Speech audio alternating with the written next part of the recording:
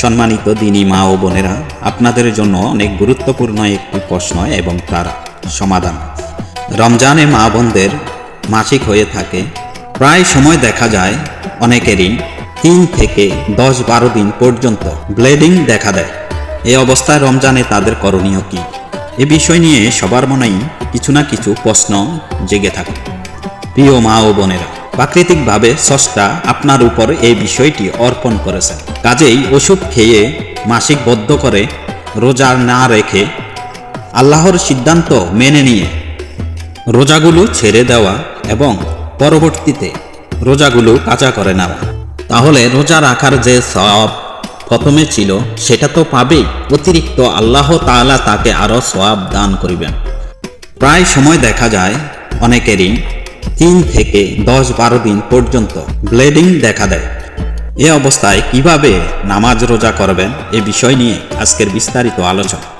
শরীয়তের দৃষ্টিতে মাসিকের সর্বনিম্ন সময়রেখা 3 দিন এবং সর্বোচ্চ সময়রেখা 10 থেকে 12 দিন। তবে এক্ষেত্রে সাধারণত অনেক নারীর একটা নির্দিষ্ট মেয়াদকাল থাকে, 5 দিন, 7 দিন বা 8 দিন ইত্যাদি।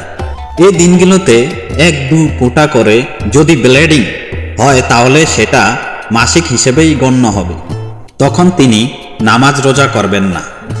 অনুরূপভাবে কখনো যদি তার নিজস্ব মেয়াদকাল অতিক্রম হবার পরেও 10 দিনের মধ্যে কোনো ব্লিডিং দেখা যায় তাহলে সেটাও মাসিক হিসেবে ধরে নিতে হবে, এই ভেবে যে তার নিজস্ব মেয়াদকাল পরিবর্তন হচ্ছে। কাজেই এমন অবস্থা হলে 10 দিনের মধ্যে তিনি নামাজ রোজা করবেন না। এক্ষেত্রে 10 দিন অতিক্রম হবার পরেও যদি দেখেন ব্লিডিং হচ্ছে, পরিমাণে কম বেশি যাই হোক, তাহলে আপনি নামাজ রোজা শুরু করবেন।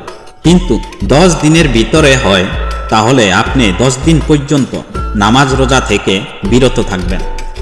কাজেই পেরেশান না হয়ে 10 দিন পর্যন্ত অপেক্ষা করে পরবর্তীতে সুস্থ ও পবিত্র অবস্থায় রোজাগুলো কাজা করে নেওয়া। আল্লাহ আমাদের সঠিক বিষয়টি বুঝে সেভাবে আমল করার তৌফিক দিন। আশা রাখি বুঝতে পেরেছেন। কথার মাঝে ভুল হলে ক্ষমার দৃষ্টিতে দেখবেন। আলোচনাটি কন্টিনিউ করার জন্য ধন্যবাদ। ভালো থাকবেন।